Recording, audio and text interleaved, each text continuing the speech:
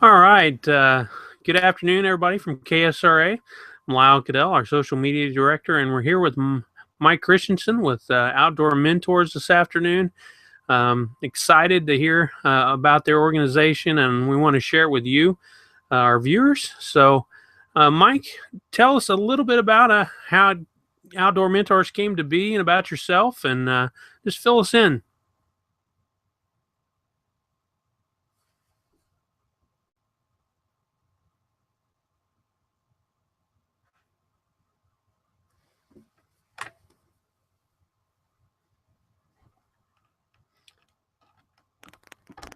Actually, Mike just went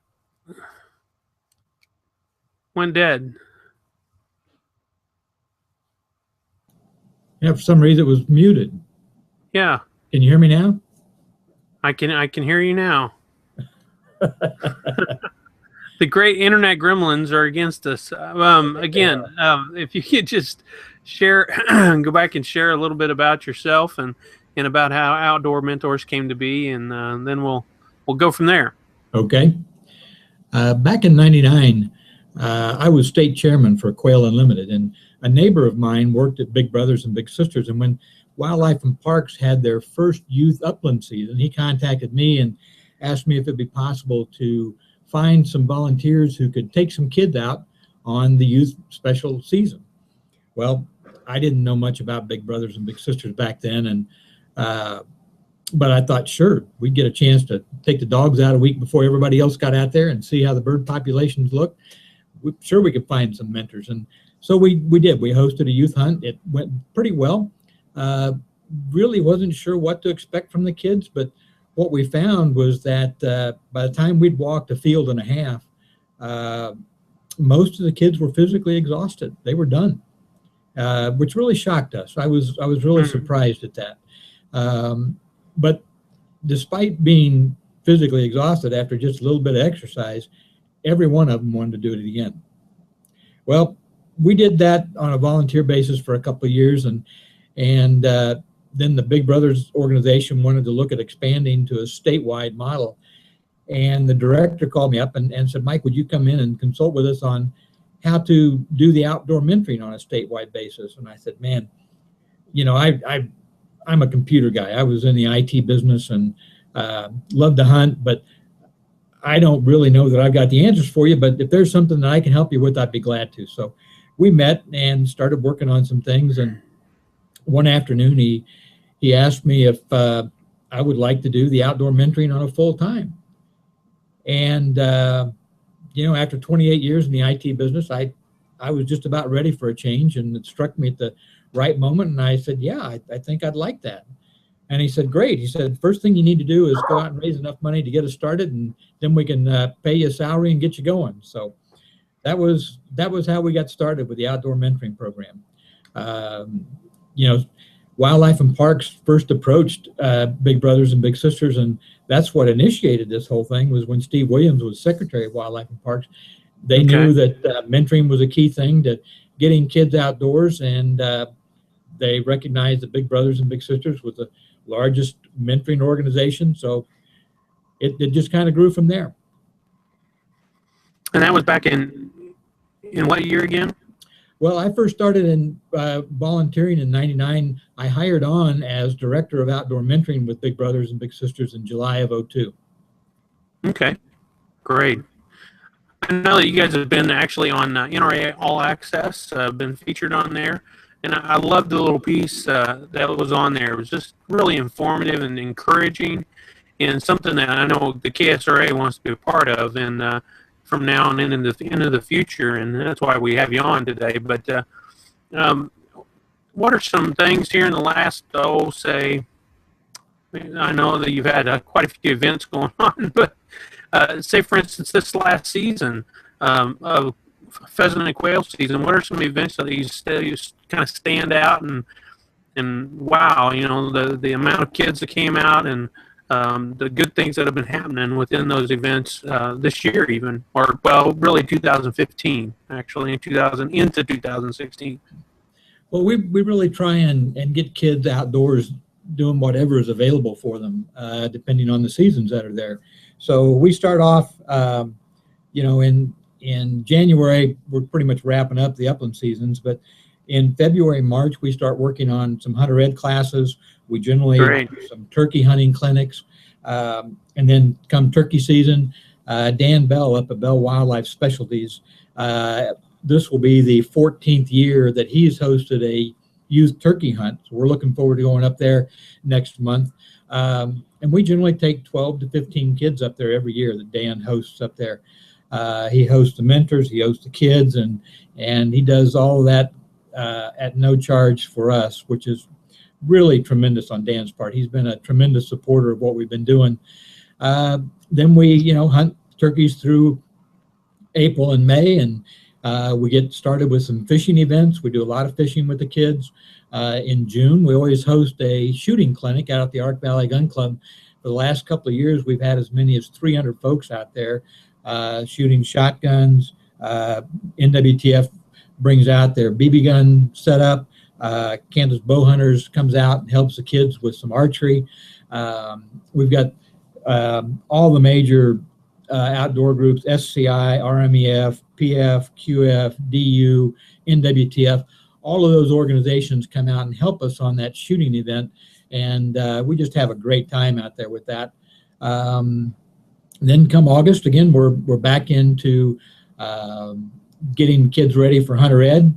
We always do a hunter ed class in March and one in August to get them ready. We do dove hunts. And that's always a lot of fun for the kids.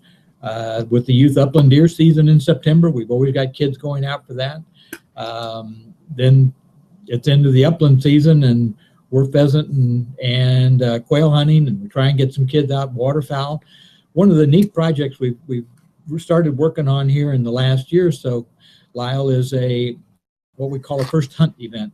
And with that, what we're trying to do is take kids who have recently gone through a hunter ed class and give them an opportunity to get out and hunt pheasants. So we partner with NWTF and PF, and we take a shooting trailer out. We do some shotgun instruction. And once the kids are breaking targets pretty confidently, then we'll take them into the field, and we've got bird launchers set up so that we can do a very, very controlled hunt.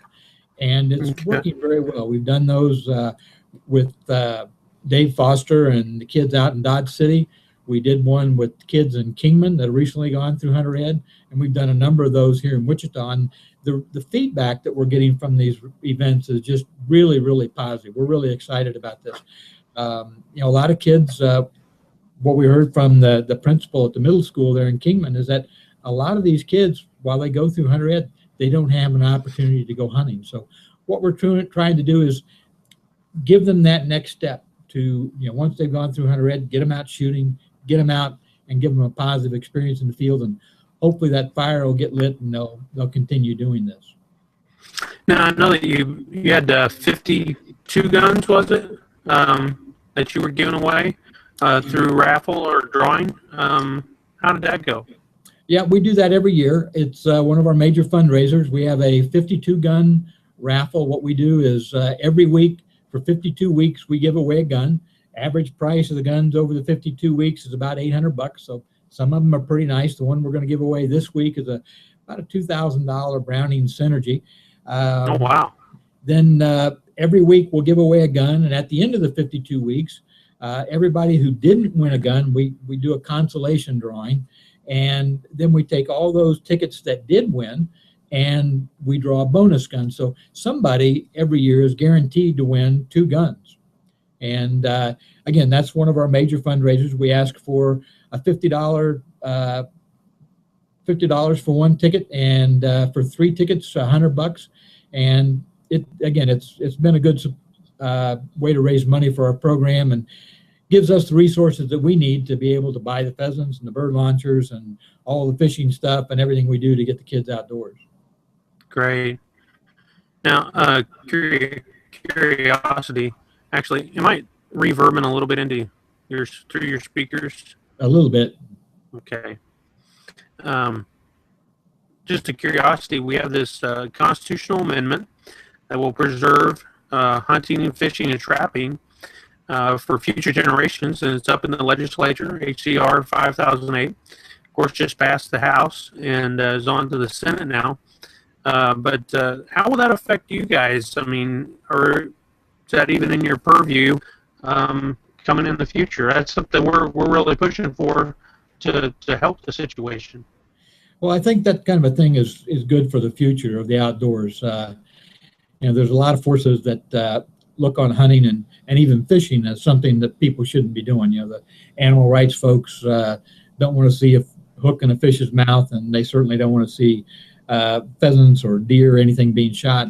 So having those constitutional protections of our right to go hunt and fish, I think, would be beneficial and ensure that our outdoor heritage for future generations. Absolutely, yeah.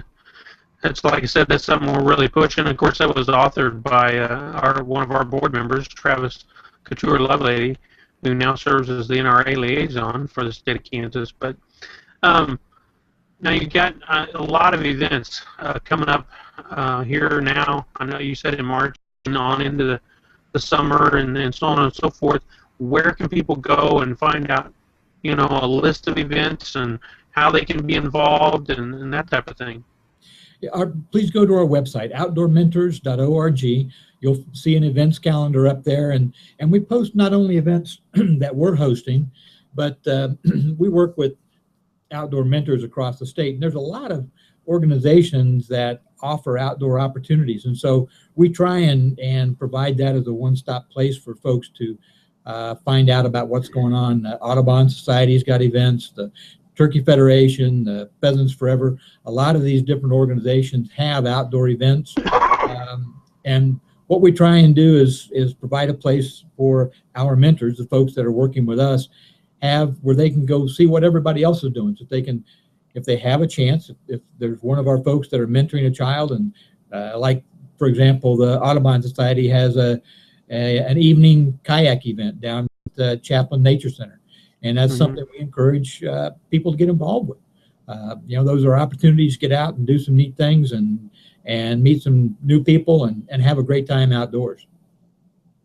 I'll certainly try to make sure that your all's website is in the description below this video, so that people can have a chance to, if they don't catch it now, they can go back and get it later.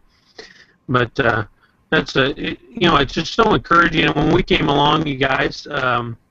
And then you and I got in touch. I mean, it was just, really for us as some new formulations are going in with the KSRA. It was love at first sight type of thing. I mean, it's just something that we want to be involved in, and we're looking at how we can be in the future. But I know that for us, pass it on. We kind of not stole it, but borrowed it. We'll put it that way. From you for our KSRA annual meeting coming up in April, and in fact, you're going to be there. Is that correct? Yep, we plan on having a booth there. Yep, absolutely. And if you guys, anybody is going to stop by, be at our annual meeting this year at Wichita, at the Best Western Wichita North Hotel and Suites in Park City. And make sure you stop by. There's going to be a lot of vendors, and Mike's going to be there and be one of them. And you're going to have a chance to talk to him. And I'm sure you got some literature and everything for people to take home with them to even further educate them. But make sure you get in. And if at all possible, here's another question, too, for you, Mike. If somebody wants to be a mentor, how can they say, hey, I don't know how to do all this stuff, but I know I want to help. And Mike, how do I do that?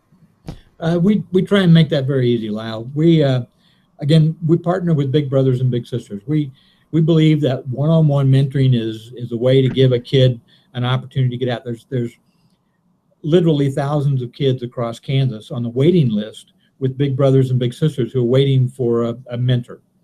And a lot of those kids want to get outdoors, but they're never going to have that opportunity unless someone in the outdoors steps up and makes that happen. So we're always actively recruiting mentors from the outdoor community to step up and join us. Now, if you have a desire to help and maybe you don't know how to turkey hunt, that's not a problem. We've got plenty of volunteers that will gladly take you and the child you're mentoring and show you the ropes and show you how to go turkey hunting and do all that kind of thing. And the same thing goes with all kinds of other hunting. When I grew up here in Kansas, there weren't any turkeys and there weren't any deer to hunt. So we did a lot of upland hunting. But there are plenty of people out there that are more than willing to step up and give these kids an opportunity to get out and do this.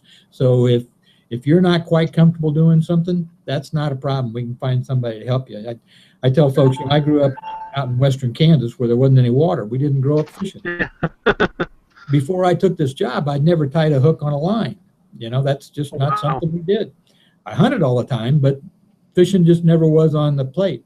Now I'm pretty good at tying a hook on a line. And there's plenty of folks out there that are more than willing to share their love of the outdoors with folks who want to get out there and learn about it.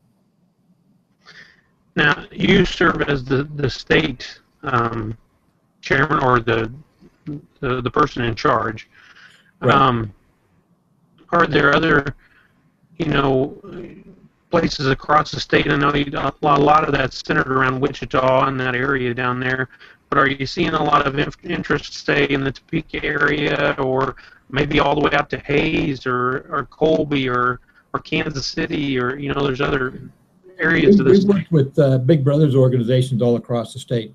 We've done events out in Liberal. We've done events in Hayes. We've done in Topeka, in Paola. We've done them in southeast Kansas. We've done them virtually all over the state. Our goal is there's, again, thousands of kids across Kansas that are being served, and we want to give those that want to the opportunity to get out and learn to hunt and fish and shoot and enjoy the great outdoors that we all know and love. Okay, that's.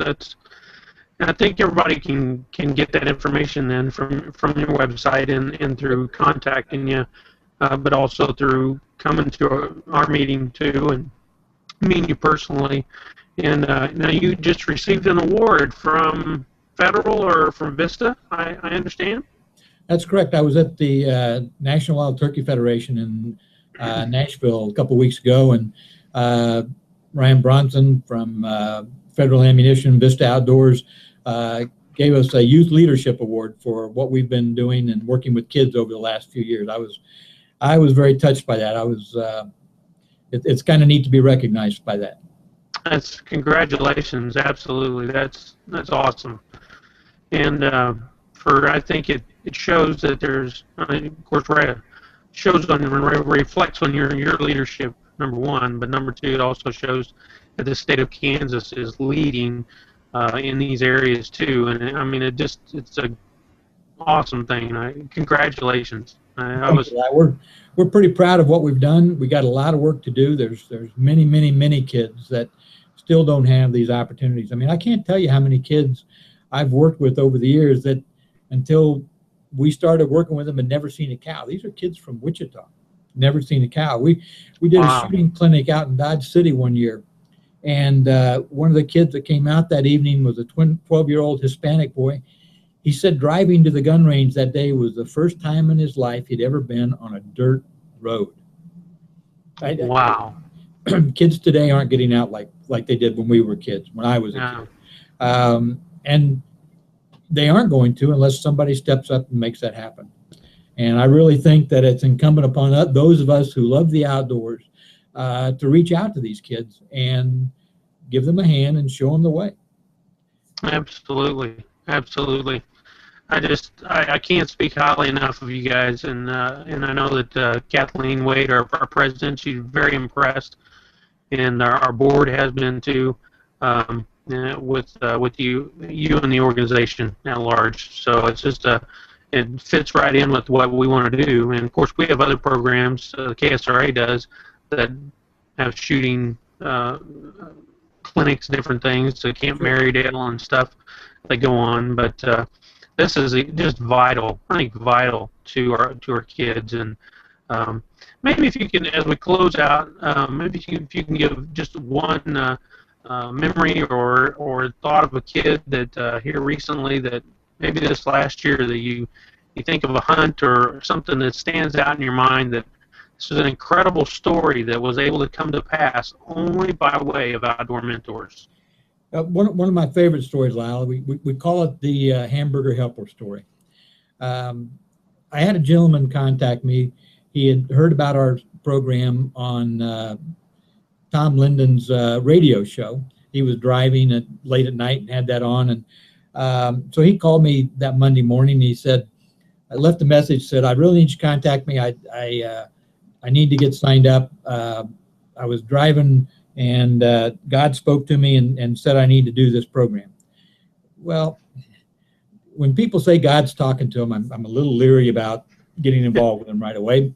So I didn't call him back right away. He called me 2 more times, and finally I called him back, and I talked to him, and he didn't sound like a flake. He sounded like he was a pretty serious guy. And so we got him hooked up with the Big Brothers agency in Paola, and they matched him with a young man, and they went out hunting, and they were really enjoying themselves. And Bruce really was a dedicated mentor. He lived all the way in Paola, but he took this kid all the way out to Garden City on a pheasant hunt we did. He took him to Abilene on a pheasant hunt. He took him up to Glen Elder on a pheasant hunt. And any time that Bruce had an opportunity to take George out, they were going, and they were having a great time. Well, Bruce was a member of a hunt club up by Paola, and they had a property, and they had this big 9-point buck on video. And the guys in the hunt club, they hunted him through archery season and then through muzzle loader season, and nobody had got him. And this big bruiser was still running around the property. And so Bruce asked him if it'd be okay on opening day of rifle season if he could take George out and see if George could get a deer.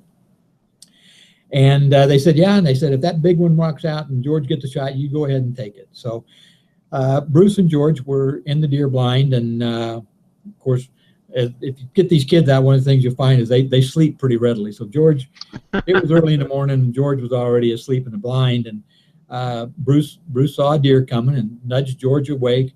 And sure enough, it's this great big 9-point buck, just a nice trophy buck. And George got all set up, and Bruce helped him get on the deer, and kid made a nice shot and got some nice photos of this deer. So comes time to process the deer. Well, George's mom didn't have the money to pay to have a processing plant take care of it. So Bruce said, that's okay. We'll take it to my garage.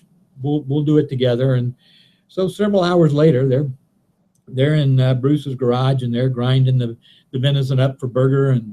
And George says, would this be good in hamburger helper? And Bruce says, well, yeah, I think it'd be real good in hamburger helper. And George says, boy, that's good news. He says, we've been eating hamburger helper for months, and we haven't had anything to put in it. Wow. Bruce called me that Monday morning, and it was all he could do to get that story out. He was literally breaking down in tears, relating that story to me. There's a lot of kids out there that are growing up in some pretty difficult situations. And one of the things that I've seen working with Big Brothers and Big Sisters over these last 14, 15 years is that a lot of these kids aren't going to know about the great wide world that's out there unless they have a mentor show them that the world can be different than the world they're living in. This young man didn't understand that everybody, not everybody obviously, but most folks don't eat hamburger helper without hamburger in it. But this young man was able to change his world, and Bruce was able to open up this young man's vision of what he was capable of and what he could do going forward. And that's really what having a mentor can really do for a lot of these kids. It's more than just taking them out hunting and fishing. It opens their world up more so than anything else that could. Having a mentor is really a good thing for a lot of kids, and I believe having an outdoor mentor is the best kind of mentor to have. That's incredible. I was standing here choking up actually as you were telling it. Wow. I grew up fortunately with my dad. Raised bird dogs growing up, and my grandpa was a gunsmith and a police officer, and so I grew up in a very different way and had 2 mentors that I'm going to sit here and start getting emotional about it, but that raised me that way, and that's incredible. It's the value of a mentor is it can't be overstated. I don't think these kids really need somebody to show them that there's a great, wonderful world out there, and we live in a wonderful country. And if you can dream it, you can go do it. But a lot of these kids, their dreams are pretty small, and having a mentor can open up their eyes to what they can do out there. And I think it's up to us to make that happen for them. Yeah. Well, man, Mike, I'm so appreciative to be able to have the conversation with you today, and also to be able to expose outdoor mentors to the KSRA at large. And of course, we're going to do that more in the future at our meeting too. But again, can you give just so if somebody missed it or whatever, give the website again, give the website address to them. Sure, it's outdoormentors.org. You can reach me at my office at 316-290-8883. We would love to hear from all the KSRA members. We would love to have every KSRA member be an outdoor mentor. We've got plenty of kids to match you up with, kids that would love to get out and learn to hunt and fish and shoot. Please step up and give us a call. Absolutely, and I can't echo that anymore. That's exactly what we would love to have. I had the privilege of being a youth pastor for several years, and then went into the pastorate too, but and have since left that. But I've had the chance to mentor one guy in particular who now is a father of two, but he now has his own hunting show, and it's been on national TV and everything else. He's out of New Mexico, and I think back, I didn't think anything about how the effect I was having on him or anything like that, and his dad too. And but now, through both of us, his dad and I, and our outdoor experiences, I guess had some kind of effect, because he's becoming a star somewhat. But just incredible, and I encourage and implore every KSRA member that's going to watch this video to get involved. Give Mike a call. Get on the website. Check it out. If you can't get out, maybe you have physical limitations or whatever it is, I'm sure that Mike, you're probably open to some donations. Absolutely. So open your pockets up, and maybe it's $5, $10, $20, however many dollars it is. Get involved in the raffle that's going on, or the giveaway program with the 52 guns a year. Get on Facebook with, I know you have a Facebook page with Outdoor Mentors. Get on there and follow them. Get involved. That's the most important thing. So, Mike, I appreciate so much having this opportunity to meet with you today and be able to interview you. It's just been an absolute pleasure, honestly, and moving. And I hope that as we're able to look forward to our meeting coming up in April, we can, of course, get together, you and I, a little bit more too, and the people get to meet you and see your heart in the heart of Outdoor Mentors, and get involved. Thank you, Lyle, for your time today. I appreciate the opportunity to get in front of the KSRA. You bet. Well, and everybody, we do this once a month.